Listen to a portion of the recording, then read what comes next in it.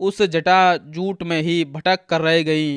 रघुनंदन भागीरथ ने देखा गंगा जी भगवान शंकर के जटा मंडल में अदृश्य हो गई है। तब वे पुनः वहां भारी तपस्या में लग गए। उस तपस्या द्वारा उन्होंने भगवान शिव को बहुत संतुष्ट कर लिया। तब महादेव जी ने गंगा जी को बिंदु सरोवर में ले जाकर छोड़ दिया। वहां छूटते ही उनकी 7 धाराएं हो गईं। आहादिनी, पावनी और नलिनी, ये कल्याणमय जल से सुशोभित गंगा की 3 मंगलमयी धाराएं पूर्ण दिशा की ओर चल गईं। सुचक्षु, सीता और महानदी सिंधु, ये 3 शुभ धाराएं पश्चिम दिशा की ओर प्रवाहित हुई। उनकी अपेक्षा जो 7वीं धारा थी वह महाराज भागीरथ के रथ के पीछे पीछे चलने लगी।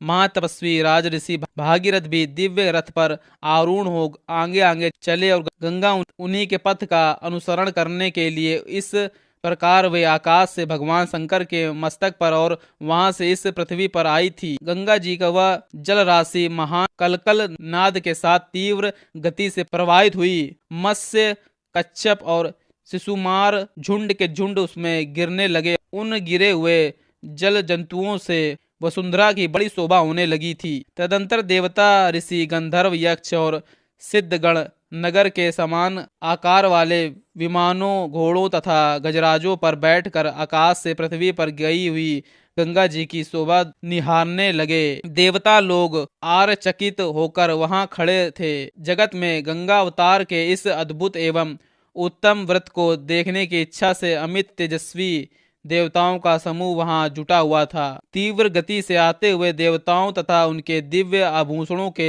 आकाश में वहां का मेघ रहित निर्मल आकाश इस तरह प्रकाशित हो रहा था मानो उसमें सैकड़ों सूर्य उदित हो गए हों। सिंसुमार सर्प तथा चलचल मत्स्य मुंह के उछलने से गंगा जी के जल से ऊपर का आकाश ऐसा जान पड़ता था मानो वहां चंचल चपलाओं का प्रकाश सब ओर व्याप्त हो रहा हो। वायु आदि से सहस्त्रों टुकड़ों में बटे हुए फेन आकाश में सब ओर फैल रहे थे मानो शरद ऋतु के श्वेत बादल अथवा हंस उड़ रहे हों। गंगा जी की वह धारा कहीं तेज, कहीं टेढ़ी और कहीं चौड़ी होकर बह रही थी। कहीं बिल्कुल नीचे की ओर गिरती और कहीं ऊंचे की ओर उठी हुई थी। कहीं समस्त भूतल पर वह धीरे धीरे बहती और कहीं कहीं अपने ही जल से उसके जल को बारंबार टक्करें लगती रहती थी। गंगा का वह जल बार बार ऊंचे मार्ग पर उठता और पुनः नीची भूमि पर गिरता था। आकाश में भगवान शंकर के मस्तक पर तथा वहां से फिर पृथ्वी पर गिरा हुआ वह निर्मल एवं पवित्र